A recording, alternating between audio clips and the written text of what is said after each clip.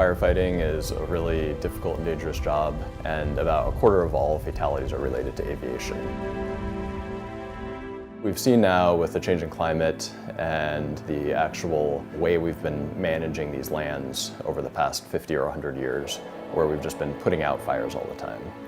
Now there's increasing awareness that you really need to have prescribed burns that are low intensity, regular fires that burn up all of the debris on the forest floor.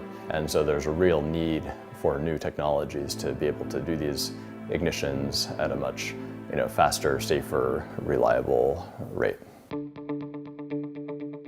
Our Ignis system uses these aerial ignition balls, and these are actually used by helicopters on manned aerial ignition. With this technology, you can really do things that you just can't do now, either because of safety or cost associated with having a full-size helicopter come in.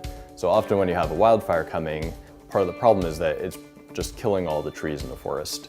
And what our system can do is they often are actually using it to set these low-intensity fires in really hard-to-reach places. As part of a firefighting strategy, having the ability to precisely set controlled fires by drone technology, the firefighters themselves are removed from harm's way while controlled burns are effectively set. It's a win on multiple fronts.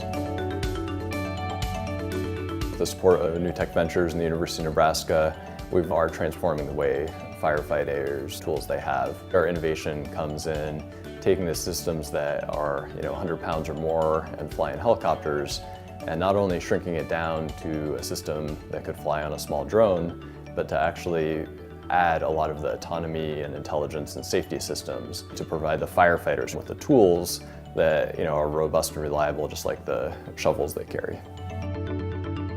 Now we're able to more safely, at a lower cost and much higher availability, do these aerial ignition type tasks that otherwise firefighters just cannot perform.